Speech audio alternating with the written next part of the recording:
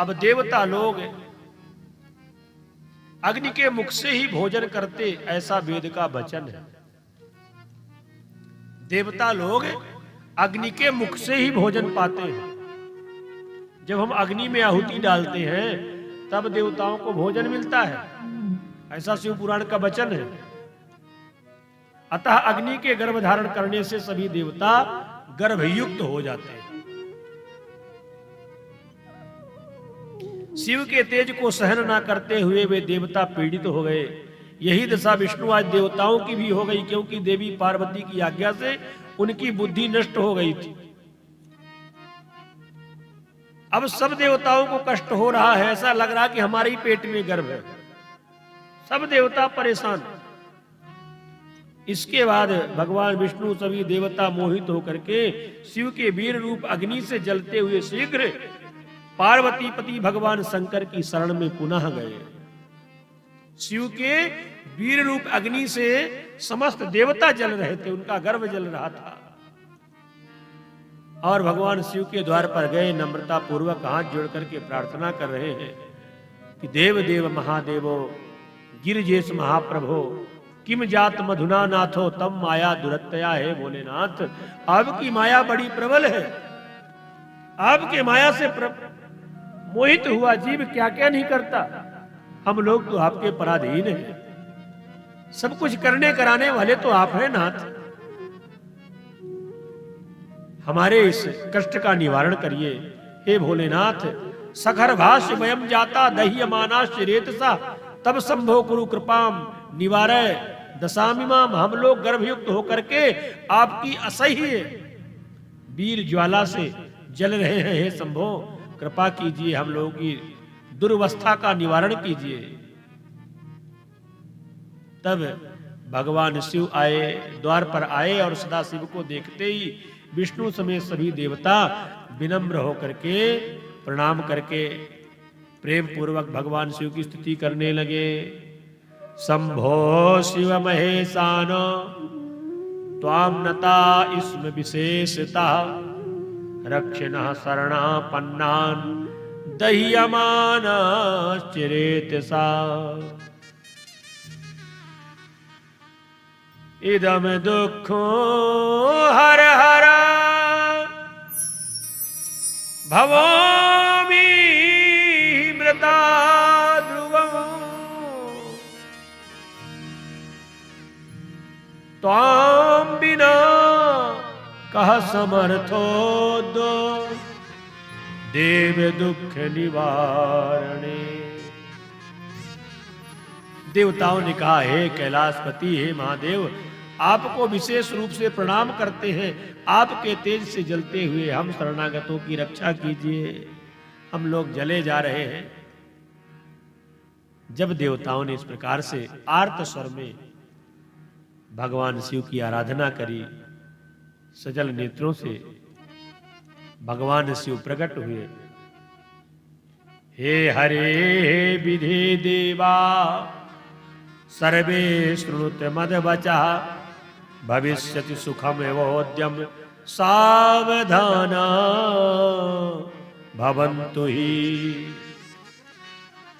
भगवान शिव ने कहा कि हे हरे, हे विष्णु, हे ब्रह्मन, हे देवताओं, आप सभी मेरी बात सुनो।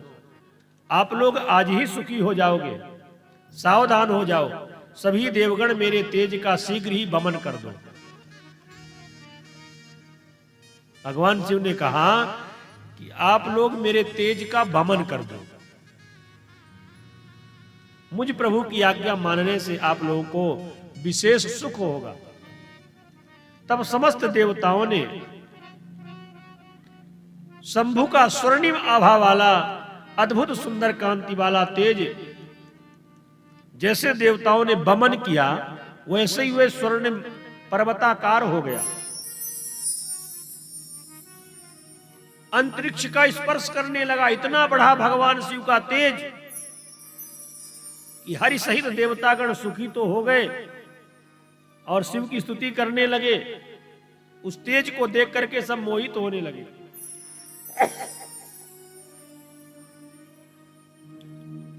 देव देव महेशान, मूढ़ो हम तब सेवका, क्षमस्व में पराधम ही मम दाहम निवारयो। अग्नि बोले कि हे देवाधिदेव महेश्वर, मैं मूर्ख हूं, फिर भी आपका सेवक हूं, मेरे अपराध को क्षमा करें और मेरे दाह का भी निवारण करें। मैं भी जल रहा हूं आपके तेज से। हे स्वामी, आप दीन वत्सल हैं, परमेश्वर हैं। और जैसे अग्निदेव ने भगवान शिव से प्रार्थना करी, तब भगवान शिव ने कहा, कृतम त्वं नुचितम कर्म, कृतम त्वनुचितम कर्म, मद्रे तो भक्षितं यत्, अतो निर्वृत्तस्तस्ते,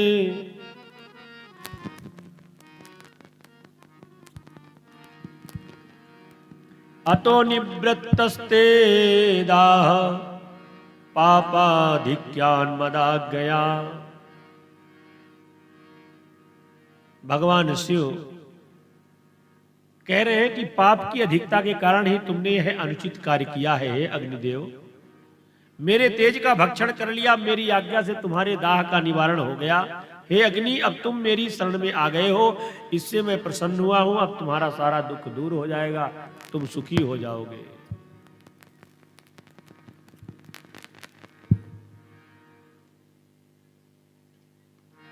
और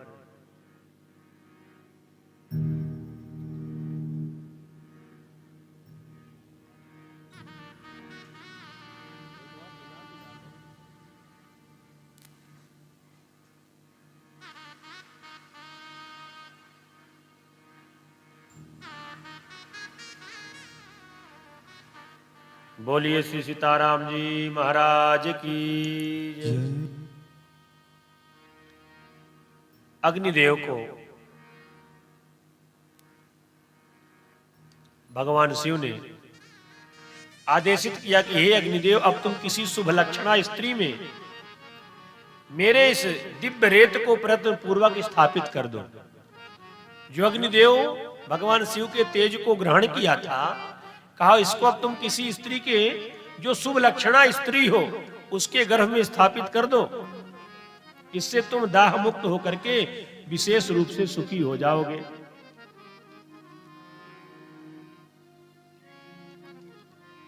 ब्रह्मा जी बोले कि भगवान शंकर की बात को सुनकर के अग्निदेव हाथ जोड़ करके मस्तक झुका करके प्रीति पूर्वक भक्तों के कल्याण करने वाले भगवान शंकर से धीरे धीरे बोले कि हे महेश्वर, आपका यह रेत, आपका यह दिव्य तेज असह्य है। शक्ति स्वरूपा भगवती के अतिरिक्त तीनों लोकों में से धारण करने की सामर्थ्य किसी स्त्री में नहीं है। माता पार्वती ही से धारण कर सकती है, बाकी कोई धारण नहीं कर सकता। तब नारद जी कह रहे हैं कि हे अग्नि, तुम्हारे दाह का निवारण करने वाला, कल्याणकारी, परम आनंददायक, रमणीय एवं सभी कष्टों का निवारण करने वाला मेरा वचन सुनो। हे सुचे, माघ मास में, तब नारद जी महाराज ने उपाय बताया कि माघ मास में प्रातःकाल जो स्त्रियां स्नान करती हो, इस महान तेज को तुम उनके शरीर में स्थापित कर दो, उनके गर्भ में स्थापित कर दो। ब्रह्मा जी कह रहे हैं, तस्मिने अवसरे तत्रो गतः सप्त मुनि स्त्रियः, तपोमासी स्नान कामा प्रातः संनियमा मुने। ब्रह्मा जी कह रहे हैं कि हे नारद, उसी अवसर पर माघ मास में प्रातःकाल नियम पूर्वक स्नान करने की इच्छा से सप्तर्षियों की स्त्रियां वहां पर आई। जो सप्तर्षि गण हैं, उनकी स्त्रियां स्नान करने आई। स्नान करके वे स्त्रियां अत्यंत ठंड से पीड़ित हो गई और उन्होंने जलते हुए अग्नि को देखा। और जैसे उन स्त्रियों ने अग्नि को देखा तो 6 स्त्रियां अग्नि ज्वाला के समीप जाने की इच्छा से वहां चल पड़ी। उन्हें मोहित देख करके सुचित्रा, ज्ञानवती देवी, अरुंधति ने शिव की आज्ञा से उन्हें जाने से विशेष रूप से रोका। पहले अरुंधति ने रोका कि देखो वहां मत जाओ, ऐसी शिव की आज्ञा हो रही है। पर हे मुने, भगवान शिव की माया से मोहित हुई 6 स्त्रियां अपने शीत का निवारण करने के लिए हठपूर्वक वहां चली गई।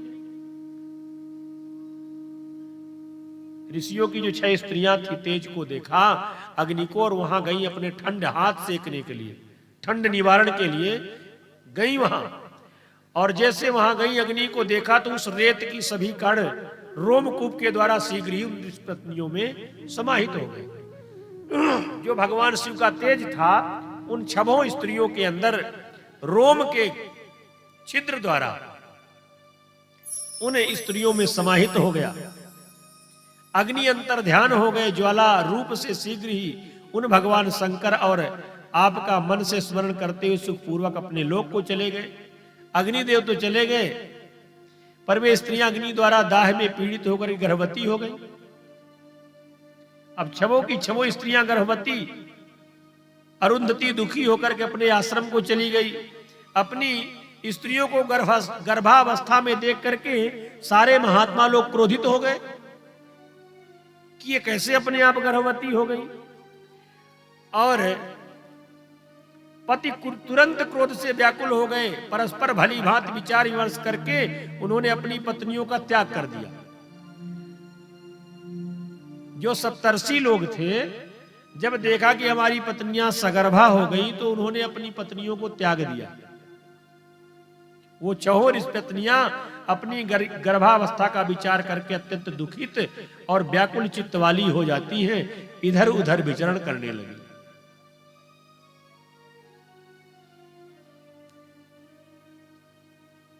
अब उन पत्नियों ने सोचा कि जाएं तो जाएं कहां। भगवान शिव के उस असहनीय तेज को धारण करने में असमर्थ होने के कारण हिमालय प्रकंपित हो उठा। दाह से पीड़ित होकर के उन्होंने शीघ्र ही उस तेज को गंगा में विसर्जित कर दिया।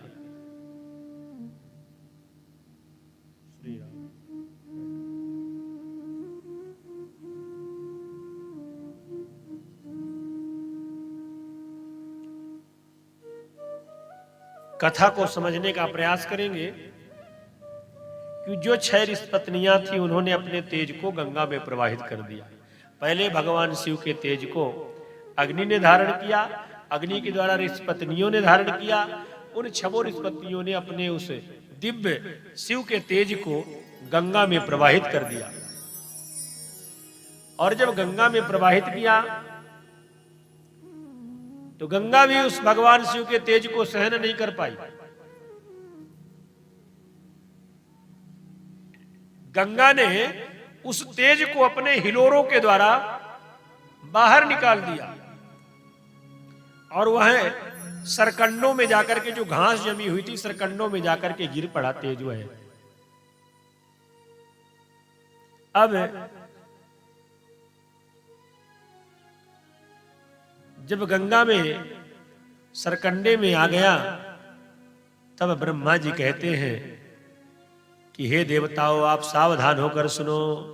मार्ग मासे सिते पक्षे तिथौ षष्ठ्यां मुनीश्वरा प्रादुर्भावो भवस्तस्यो शिवपुत्रस्य भूतले। गंगा में दुसही जब तेज हुआ, हे मुनीश्वर, मार्गशीर्ष मास के शुक्ल पक्ष की 6ठी तिथि को उस शिवपुत्र का पृथ्वी पर प्रादुर्भाव हुआ। हे ब्राह्मण, इस अवसर पर अपने कैलाश पर्वत पर हिमालय पुत्री पार्वती तथा भगवान शंकर भी अकस्मात आनंदित हो गए। भगवती पार्वती के स्तनों से आनंद के कारण दुग्ध धारा अपने आप बहने लगी। जब सरकंडे में आकर के वह तेज पड़ा और मानव रूप धारण कर लिया,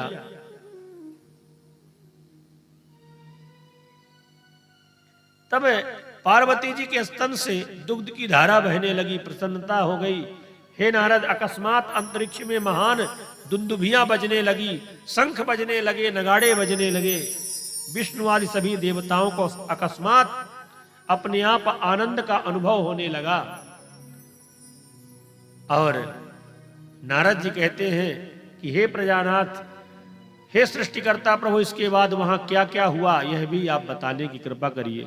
वह बालक फिर कहां गया? तब ब्रह्मा जी ने कहा कि हे नारद, उसी समय विधाता के द्वारा प्रेरित होकर के महाप्रतापी विश्वामित्र वहां घूमते घूमते पहुंचे।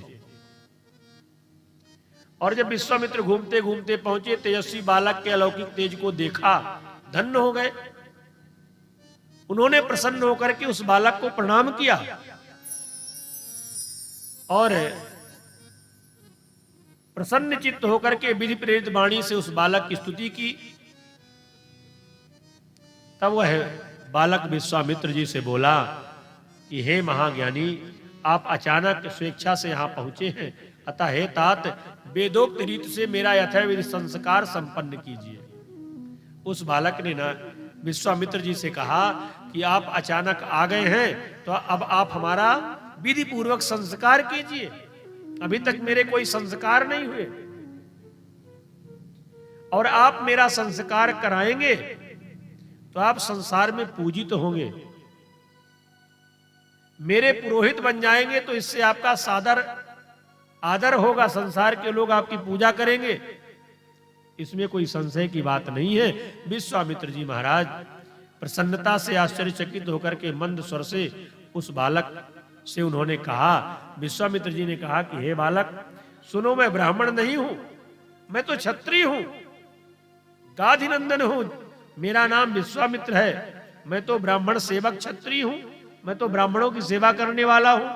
ये काम तो ब्राह्मणों का है, संस्कार का, संस्कारों की शुद्धि कराना।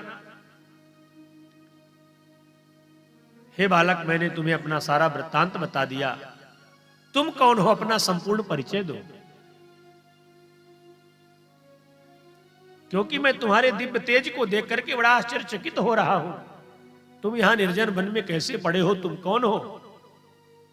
विश्वामित्र जी के इस वचन को सुनकर के वह बालक कहता है, विश्वामित्र वरान में त्वं ब्रह्मर्षिर्नात्र संशयः वसिष्ठाद्याश्च नित्यं त्वां प्रशंसिष्यति चादरात्।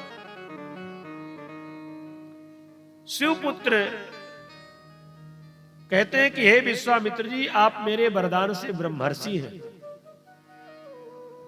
कार्तिकेय जी ने विश्वामित्र जी को आशीर्वाद दिया कि आप भले आज तक राजर्षि थे, अब ब्रह्मर्षि बनोगे, इसमें संशय की बात नहीं है। वशिष्ठ आदि ऋषिगण भी आपका आदर करेंगे। इस रहस्य को आपको गुप्त रखना चाहिए, कहीं नहीं कहना चाहिए। महान लीला करने वाले प्रभु शिवपुत्र ने भी बड़े प्रेम से महर्षि विश्वामित्र जी को दिव्य ज्ञान प्रदान किया। नाना प्रकार की लीला में पारंगत अग्निपुत्र ने विश्वामित्र जी को अपना पुरोहित बना लिया।